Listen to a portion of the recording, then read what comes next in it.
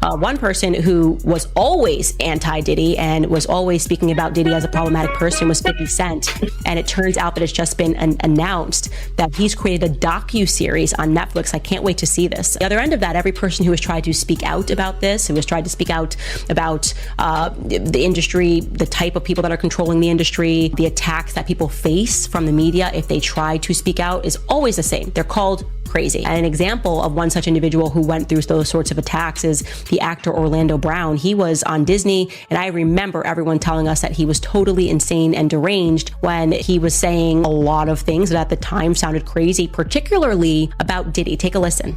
The requirement is you gotta say no to Diddy. If it's new booty in the building, you know he's gonna get it. Don't take your girlfriend to a Diddy party. You can take the, but he won't you. Diddy, to me, is the fall guy. We are still seeing a major effort to protect the big names, just like with Jeffrey Epstein. We're losing. Netflix releasing never-before-seen video of Sean Diddy Combs filmed just days before his arrest on charges of sex trafficking and racketeering in 2024. The footage is part of a 4-part docuseries, Sean Combs: The Reckoning, premiering Tuesday. How did you get that footage of Diddy? I figured most journalists would not disclose their sources. Does he know y'all have this in the doc? I would doubt he knows. So when this airs, that'll be the first time that his legal team, Diddy, that everybody knows that this footage is now seeing the light of day. Perhaps. Combs' team firing back in a statement to NBC News, saying the Netflix so-called documentary is a shameful hit piece and that they relied on stolen footage that was never authorized for release. His team sending a cease and desist to Netflix. 50 Cent is once again in the spotlight after revealing that one of the more controversial allegations surrounding Diddy never appeared in his Netflix documentary. He explained that there was far more material than could realistically fit into only 4 episodes, forcing the production team to leave several major claims out of the final version. According to 50 Cent, one allegation that did not make the documentary involved a claim that Diddy allegedly fathered a secret child with a woman who was once romantically linked to Tupac Shakur. Because of the documentary's limited runtime, that story, along with several other claims, was ultimately excluded from the finished project. Rather than waiting for another season, 50 Cent has suggested that some of the unreleased footage could eventually be made available on YouTube. Since the documentary premiered, he has also said that additional people have come forward with new information, leading many viewers to question why he remains so determined to criticize Diddy. According to various accounts, the reason may be more personal than some people realize. Comedian TK Kirkland recently offered his own perspective, arguing that many fans may have misunderstood the situation from the beginning. While some believe 50 Cent is simply seeking attention or continuing an old feud, TK has suggested there could be a deeper personal motive. He alleged that Diddy became involved with the mother of 50 Cent's child, and according to TK, that alleged relationship permanently changed the dynamic between the two men. All the women in the world that Diddy could have gotten with, he chose 50 Cent's baby mother. It's a lot of variables to this particular question. Because I talk to a lot of people, older, younger, even my daughter, who's 22, she didn't understand it. So people give their opinion based on what they've experienced and their environment, people they've been around.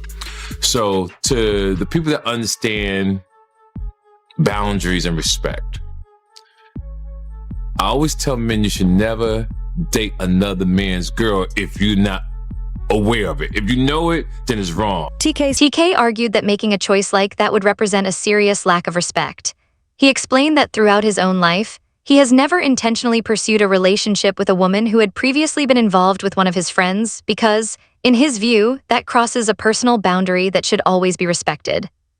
TK also emphasized that Diddy has never lacked romantic opportunities, given his fame, wealth, influence, and extensive connections around the world. Because of that, he believes the alleged involvement with the mother of 50 Cent's child was unlikely to have been completely accidental. Instead, TK interpreted it as a deliberate decision, especially considering the long-running tension between Diddy and 50 Cent. In his view, the alleged situation added another personal dimension to a rivalry that had already been developing for years, and may have intensified the conflict between the two men. After the baby mother of one of his rivals. Exactly. Someone who had been taking shots at him for years. Absolutely. On purpose. And he went after her knowing that they had beef. Right. And slutted her out. Slut her out. Just slutted her out. Slut her out. Having a whole basketball team run a train on her. Totally And did. I just totally the whole agree. thing, right? Totally agree. Right. But his reputation from when he worked at Uptown, I'll be sure's girlfriend. Oh, Kim Porter. Kim Porter. Right. That's his reputation. I'll be sure his baby mother. Baby mama. Yeah. Then Eric Serum, his friend, the one that had she had his baby, Mia. So he's had a reputation of going after people. Tupac's ex-girlfriend. He got a baby with her too. Exactly. Yeah. So my point that I'm making to the men listening, well, if you don't understand this, then you're just poorly educated and don't really have common sense. It's a no. There's no way I would go after Vlad's ex-girlfriend. Right. I'm so loyal that if I met a woman and she said, "Oh yeah, I stay Vlad," I can't with you, baby. Right. I won't even put my, excuse my language, because that's how I move. Other people don't move like that, but you see me in Paris, you see me all over the world. Why would I want to do that to mess up a relationship? Although 50 Cent's documentary has attracted widespread attention and received considerable praise, not everyone believes it should be viewed as an unquestionable success. Gene Deal has publicly raised serious concerns, alleging that certain sections of the documentary were not entirely original and that some of his ideas or previously discussed material were used without providing the credit or recognition he believes he deserved. I seen an interview about, he said that he had a lot of footage had to be down, the documentary had to be downsized. You understand? I don't really believe that, because a documentary is a documentary, and they could have had 45 minutes, they could have had an hour, to each one of those. You understand? They left out certain things. He said they even left out the one about Sarah Chapman. You understand? And for whatever reason, he probably left out a lot of other different stars too. Situations that they could have spoke about. You understand? I have a problem with the documentary, and I'm just gonna let you know that the reason I have a problem with the documentary is that they know that they took my idea. You understand? They know that when I came to them, I laid out what they should do and how the documentary should be. You understand? She could say whatever she want to say. I talked to those producers before I even talked to her. They wanted to know what I had, what I was bringing, my pictures, all that stuff like that. And I told them about me, Tim, and Kirk. You understand what I'm saying? And how it would go. They did the same thing. This ain't the first time they stole from me, man. If you look at the Notorious Big, if you watch the Notorious Big, that part about the shoes, I had that in my book. And I was talking to K.O. Copeland. He was one of the writers of that movie. And I told him about when I let Big use my shoes at Soul Train Award. You had this old flunky ass dude, Mike B, get on Angie Martinez's show and talk about, yo, Big, he wore mixed max shoes and he went out there and performed. When you go look at the film, when you go look at Big performing that on that show, ain't nothing mixed match about them shoes. There was $800 Maury's, size 14D. Big wore a 14E. E means that his shoes is a little wider than mine. He struggled, but he put them on and he went out there and performed. Those was my Gators that he had on. You understand? They did a little skit trying to disrespect me in the movie. You understand? And they said something about, we got this. Gene also addressed speculation that 50 Cent could eventually release additional unreleased footage online. According to Gene, if more material is made public, Diddy may have limited options for stopping its release. He argued that if there had been a reliable legal or practical way to prevent the documentary from coming out, the project likely would have faced serious obstacles before its release. In Gene's view, the situation raises broader questions about how much influence Diddy still maintains behind the scenes, and whether the power and control he once held within the entertainment industry have gradually begun to weaken. And if 50 do another one, and I heard he's gonna put it on YouTube or do whatever he's gonna do, Puff ain't gonna have nothing to do with that. Puff ain't gonna have nothing to do to try to stop that, because he can't. Because if he could stop it, it would have been stopped. You know why he can't stop it? Because Puff know people right there at Netflix. Don't think he don't. And I don't know if this guy still work for them, but he was part of the flavor unit, Shakim. He was part of the flavor unit. He was good friends. He was cool with Puff and them. Flavor unit and them, Queen Latifah and them, they was cool with Puff. If Puff would have sent the cease and desist over there and they could do it and he had the power and they wasn't right, it would have been done it. You see it's still rolling, right? It's still going on, right? He ain't got that power no more. You understand? Now, could he sue them because they used his likeness or used them and stuff like that? I don't know. I'm not that versed in they using him. You understand? If they can steal your whole damn idea, your whole damn ideal, why can't they steal your whole damn intellectual property? That's what they do. Gene also spoke about what he described as Diddy's long-running and unusual interest in Tupac, claiming that it may have influenced several decisions Diddy made throughout his career.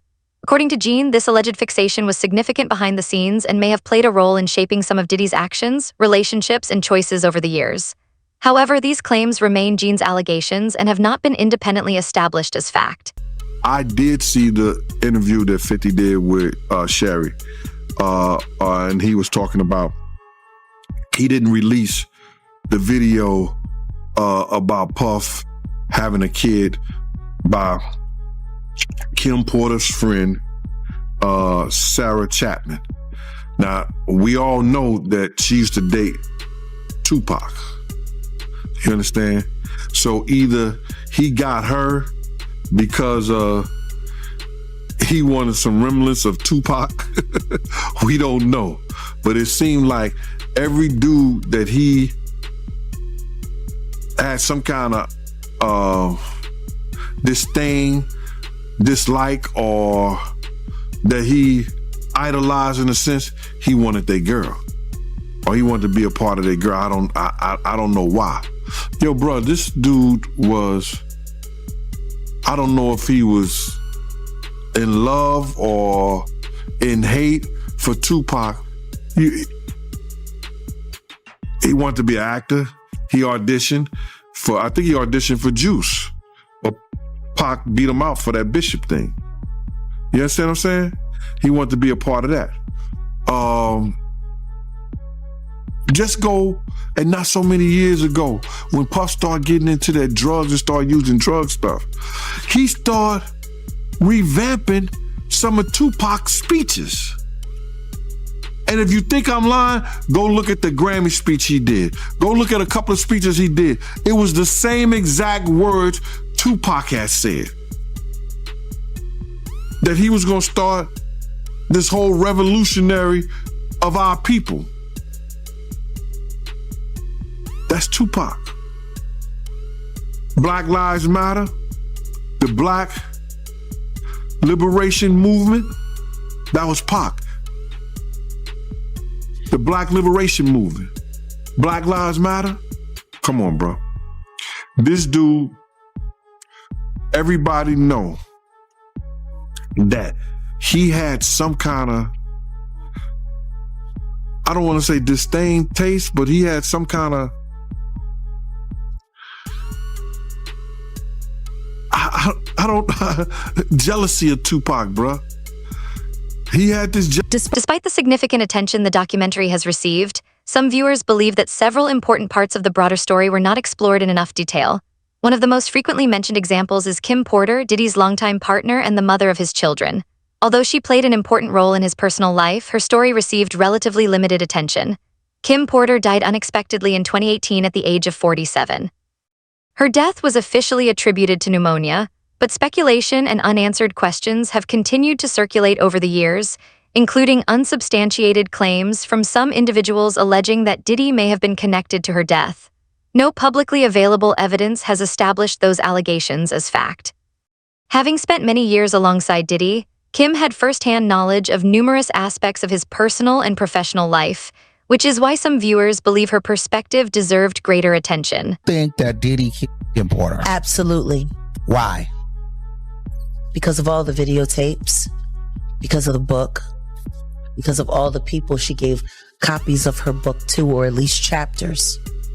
because of everything that she had on him, because of the tape that she used to blackmail him into a relationship and into a raise of him being sodomized by Andre Harrell.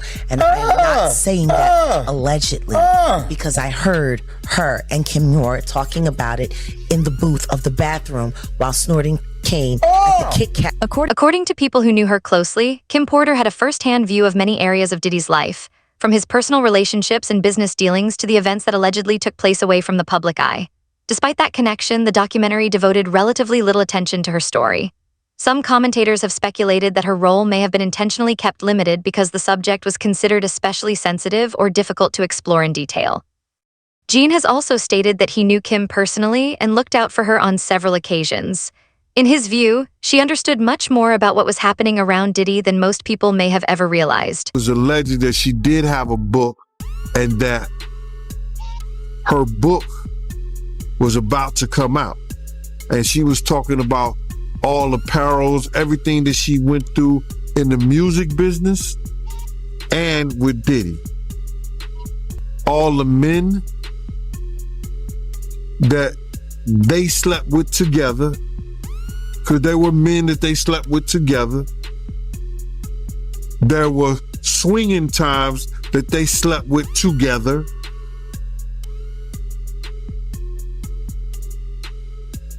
I don't know, man. How do you put your girl through some shit like that? Or how do you look at your girl and knowing that she to another dude? What kind of demonic mind you have to be that far gone where that shit don't bother you, and got rid of them. They swimming with the fishes. Wow, man. So she was about to expose all that in her book, them sleeping with men together. She was going to expose everything. I heard it was tell all. Yeah, that's crazy, man. Just curious, right? Did you know that Diddy and Kim had that type of relationship back then in real time? Yeah. Yep. Because I know somebody personally that lives in Atlanta that was swinging with them, and I would never mention his name because he's a good brother and he knows my family down there. You know, he knows my family down there, and I would never, put his name out there like that. He's been in the music business. He done put a lot of groups, A-listed groups out there, especially A-listed groups from Atlanta. According to the narrative presented, this alleged pattern of behavior was portrayed as being consistent with the image of Diddy described throughout the discussion. Another area that attracted significant attention was the documentary's treatment of his well-known parties. For years, these gatherings have been widely discussed as events that brought together influential figures from across the entertainment industry, including celebrities, athletes, and other high-profile guests. Despite that reputation, the documentary offered relatively little detail about what took place at those events. It also avoided identifying many prominent attendees and provided few specifics about the claims surrounding them. For many viewers, those omissions were difficult to overlook, particularly given Diddy's publicly documented relationships with numerous famous figures and the fact that many of those individuals have chosen not to comment publicly during the ongoing controversy. The other day, they just did a whole thing with the girl that he was dating was the one that was putting the wiretaps and all of that out. It was a clear case. She came, hey, I was the one who was doing the wiretaping and all of this, right? The tapping. So I knew about this before she came out and said that she was the one that was doing it. I was sitting there like, damn, he know everything she doing. He know her conversation. I'm sitting there like when I'm sitting there right there next to him, when I'm hearing them saying, this is what Shakira Stewart was saying to Kim Porter on the phone that made him mad. That made him so mad at Shakira Stewart when he went to L.A. Reid party, hit him with the chair. You don't think if he hit a man with a chair for dating this girl, they gonna have a fight at home too. You know what I mean? That's why, they say he busts her nose up on the boat. And have you ever been to Sandro Pay's see a brother play a mandolay? Remember that was in his song? I need a good woman next to me So then it happened in what was it, San Tropez? Like that island. And then he bust her nose. They tried to make it seem like she slipped and fell. She slipped and fell and broke her nose. Nah, the truth was she slipped and fell and landed on his fist. Yeah, but that's what happens when you put your hands on females. I don't really have much respect for a man who's physically abusive towards women, man. I kind of think they be kind of suspect. I'd be like, man, girls fight girls. Jaguar Wright has also argued that too much attention is placed on Diddy's career in the music industry, while not enough consideration is given to what he may have experienced before he became famous. In her view, understanding his background may require looking much closer at his childhood and family environment. She has spoken about what Diddy may have witnessed while growing up, including her claims about his mother's personal life and the different people who were frequently present around the household. According to Jaguar, being exposed to unfamiliar people and complicated circumstances at a young age could potentially leave a lasting impact on a child. She has suggested that Diddy may have experienced or witnessed deeply troubling situations during his early years, long before entering the music business, and believes those alleged experiences could have influenced aspects of his behavior later in life. However, these claims are Jaguar's allegations and have not been independently established as fact. Thoughts on all his celebrity friends that denounced those allegations and were like, this is false, and Liars. They were saying, yeah, should they speak up now? It's getting a little too late for those who are complicit. Stevie J should be charged. Mary J. Blige should also be charged. Jennifer Lopez should definitely be charged. Jay-Z should be charged. Khaled should be charged. Rick Ross should be charged. Usher should be charged and tried with him. Off of Justin Bieber alone. Jaguar also noted that Diddy has spoken publicly about feeling a sense of pride after learning that his father had been known as a hustler. In her view, that reaction may offer some insight into how Diddy understood his father's image and could reflect certain values or beliefs that were shaped during his childhood. Jaguar believes those early influences may help explain parts of the mindset he developed later in life, although her interpretation remains her own perspective rather than an established fact. And what happened to him in his own mama house. All of those strangers, them up involved, looking around, seeing what was going on. And let's just be clear, it sounds like her house was a house of, professional freak-offs. So who knows what he saw or what could have happened to him while she was busy entertaining people and pouring and getting tips, as she would say, for her after-hour life. Oh, yeah. He was, I'm going to say he was surprised to hear that. School bus driver. No, was he surprised or was he like, zip it, you talking too much? Because that's what it looked like to me. It looked like you talking a little bit too much. They don't need to know about that. While she was sitting up there, because I was a bus driver and I was this, and I worked at the after hours. And I would pour them drinks and they would give me big tips. Jaguar argues that this mindset later appeared to align with the way hip-hop culture often celebrated powerful and intimidating figures. She points out that numerous rap names and public personas have been inspired by classic movie characters associated with authority, fear, influence, and control. In her view, Diddy may have gone beyond simply admiring that type of image. Instead, she believes he may have identified with it because it reflected certain elements of the environment in which he grew up. Jaguar has also discussed Diddy's relationship with his mother, describing it as unusual and claiming that there were aspects of their dynamic that she personally found deeply troubling. However, those interpretations are Jaguar's own allegations and have not been independently established. In Sean's own words, in Diddy's own words, he had said he had a sigh of relief learning that he was the son of a hustler or a gangster. Like he wanted that status. He wanted to say that he was a sigh of relief is a wild thing to say, that your daddy was a gangster or a hustler. That's what you heard that he was. Well, I mean, like Tim said, they had a bunch of blaxploitation movies being played around the house all the time. They grew up with the Mac playing. They grew up with Superfly playing. Like, I mean, if that's what you got going on, you got 2 women in the house and there's no men around, and these are what the little boys are watching. You got basketball players coming over late at night. You got hustlers coming over, PIMPs coming over, women who look like they were modeling for Jet Magazine coming over. Like, it sounds like the nature of the environment is what shaped their perception of what cool was. So yeah, I mean, I'm sure for him it was, oh man, that's who my dad was. So I'm sure for him, it made him feel good because all of that stuff that he was watching, he really came from that. But that was really his legacy. And yeah, I'm sure for him it felt good to know that his dad was this big hustler who turned out to be a snitch, who got his brains removed from his head in a very, very, very unpleasant manner. According to Jaguar, what she considers most disturbing is the possibility that certain patterns may have come full circle. She has raised concerns about Diddy's relationship with his children, describing aspects of it as deeply troubling in her view.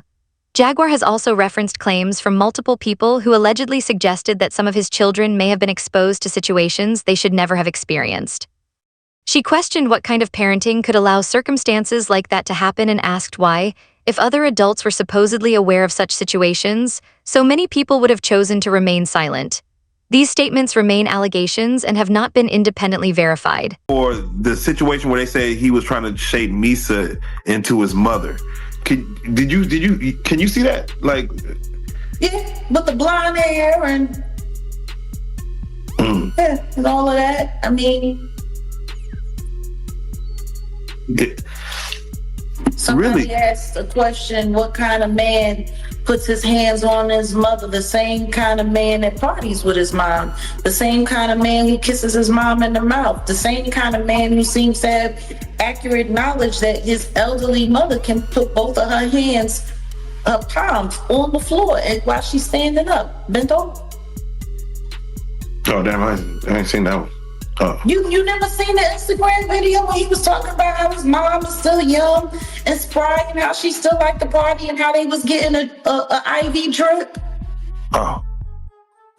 Damn. And she was kissing him in the mouth on the video and he was like, yeah, my mom can bend over and touch the floor with her palms. It's a very, very, very weird relationship. You know, it kind of goes into, I mean, he seems to be having, and again, I know the freak offs, that his son is there. Like, it seems like he likes to get down with his kids. Yeah. But that wasn't all. Just to hear Little Rod say, like, the boys were around. Roger Bonds talked about the children as well. What kind of parenting relationship is that? But then again, that goes back to the conversation of Lori Harvey, Steve Harvey's daughter. It was all known that she was spotted in them streets with Justin, and then she was spotted in them streets with Diddy, and they all tried to sit there and pretend like that wasn't what it was. Like, I don't know if anybody has not noticed, but ever since Diddy got pinched, they've all been trying to pretend like all of the stuff that we've seen that happened, that they was all involved and didn't happen. If Lori Harvey was hanging out with, and it's kind of weird, like the whole relationship with Justin looks weird. He looks like Mini-Me with Dr. Evil. It's weird. Like, why are there people? Why is there sexual behavior going on? And why are people naked in front of their kids, G? Doing all kinds of stuff. And meanwhile, Misa's running around making comments about how she don't like the way that Eric Sermon was depicting her in the documentary. You don't like the way you're being talked about in the documentary. You don't like the fact that, because see, it wasn't Gene Deal, because Gene Deal said he wasn't there, and thank God that he was able to admit that. Kirk Burrows did say that he was there and present when Diddy was beating the brakes off of Misa and putting the feet to her up underneath the car well. The big question now is what other allegations or previously unseen claims could emerge if 50 Cent decides to release another collection of unreleased footage. What do you think might be revealed, and could any new material change the public conversation? Share your thoughts in the comments below and let us know where you stand.